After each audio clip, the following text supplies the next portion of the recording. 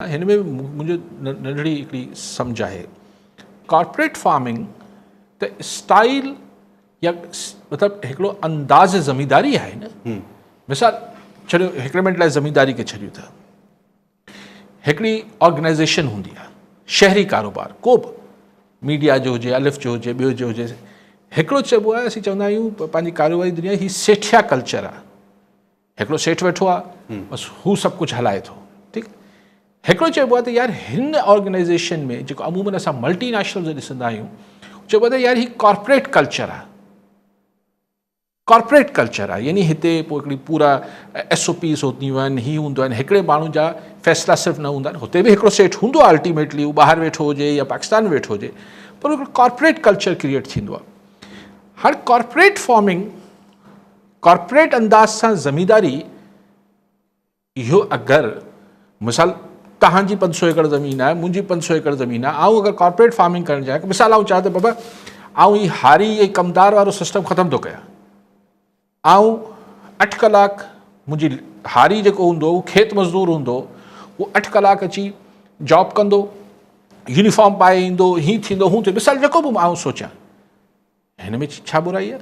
तव्हां कमदार जी जाइ ते मैनेजर्स रखी छॾियो तव्हां जेको आहे हू वधीक उपत वारा जेके आहिनि हू ॿिज आणे वठो हाइब्रिड ॿिज आणे वठो पंहिंजी रिसर्च R&D वधाए छॾियो। तव्हां हुन ते रिसर्च कयो कीअं थींदो तव्हां जेको आहे हू इक्विपमेंट लेटेस्ट इक्विपमेंट घुरायो ही ट्रैक्टर ढके गाॾियुनि खां ॿाहिरि त आउं चवंदा कई हीअ त हिकिड़ो अंदाज़ ज़मींदारी आहे न सर। तव्हां हुनखे चओ त हिन में त कंहिंखे ही इस्तलाहनि चयो वञे थो जॾहिं असीं सिंध जा माण्हू नेशनलिस्ट हुजनि या वकील हुजनि या अलिफ बे ही जॾहिं चवनि था कॉर्पोरेट फार्मिंग न खपे त हुननि खे कॉर्पोरेट अंदाज़ सां त इख़्तिलाफ़ मुंहिंजो न ख़्यालु हूंदो। ही इस्तलाहनि चयो वञे थो त कॉर्पोरेट फार्मिंग जे नाले ते तव्हां जॾहिं ॿियनि खे ज़मीनूं अलॉट कयो पिया उहो ग़लति आहे। हा ॿिन्ही में फ़र्क़ु आहे पर नालो लिखिजी वियो आहे हुन ते कॉर्पोरेट फार्मिंग त कॉर्पोरेट फार्मिंग ग़लति आहे। त हाणे अगरि बिलावल साहब चवनि था त हीअ जेको आहे पब्लिक प्राइवेट पार्टनरशिप आहे। हाणे पब्लिक प्राइवेट पार्टनरशिप छा हूंदी आहे न थोरो तकड़ में मतिलबु उहो हूंदी आहे त सरकार ऐं हिकिड़ी प्राइवेट पार्टी सरकार प्राइवेट ऐं पब्लिक माना सरकार उहो गॾिजी मिसाल मीरपुर ख़ासि जो रोड ठाहे छॾियोसीं पोइ हिकिड़ी पार्टी वई उगाड़ी करे पई हा पंहिंजे ख़र्च कढे पई ऐं पोइ सरकार सां जीअं बि हुनजो हिसाबु किताबु आहे त उहो त सही थो चए बिलावल सां हीअ जेके कॉर्पोरेट फार्मिंग जे नाले ते ॾिनल आहे ज़मीन उहो बिल्कुलु इन ई नाले ते ॾिनल आहे त हू ज़मीन पहिरीं ॾिबी हू तव्हां पढ़ो न वेबसाइट ते जेको आहे त ज़मीन ॾिबी पोइ हू ज़मीन डेवलप कंदो हमरा हुनखे जेको आहे ही शयूं सरकार मुहैया कंदी जंहिंमें पाणी बि आहे पोइ हू जेको आहे हू एतिरे अरसे खां पोइ हुनजी उपत थींदी पोइ हेतिरा पैसा ॾींदो हेतिरी गारंटी ॾींदो यस हू त अॻु में ही इज़ राइट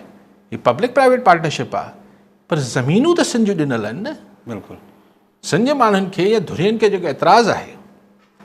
त तव्हां सरकारी चवंदा सरकारी ज़मीन त सिंध जी आहे न उहो छो पिया ॾियो। हाणे इहो हिन ते बहस आहे मुंहिंजो बहस इन खां बि अॻिते आहे।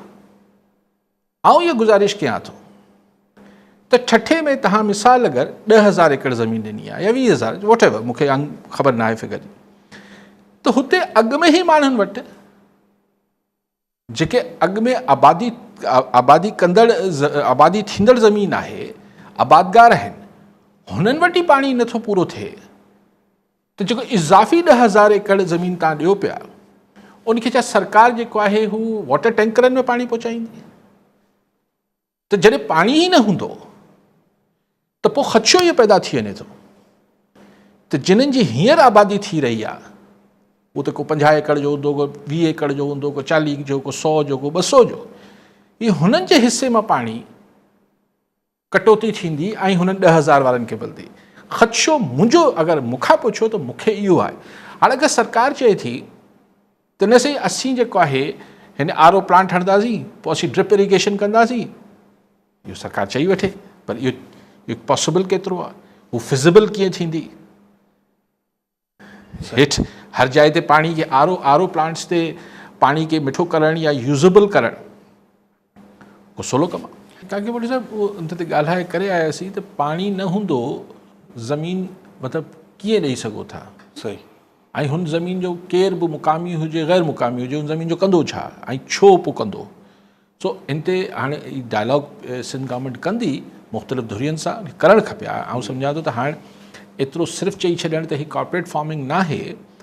कॉर्पोरेट हुजण सां त मूंखे त घटि में घटि जेतिरी मुंहिंजी अंडरस्टैंडिंग आहे मूंखे त को प्रॉब्लम कोन्हे कॉर्पोरेट हुजे हू ज़मीन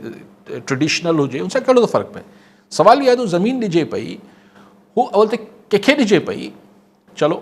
ऐं ॿियो त पाणी किथां ईंदो हुनजो सही त मुंहिंजे ख़्याल ते सिंध गवर्नमेंट वटि को प्लान हूंदो त अगरि आहे त पोइ हीअ जेके स्टेक होल्डर्स आहिनि सभिनी खे कन्विंस करे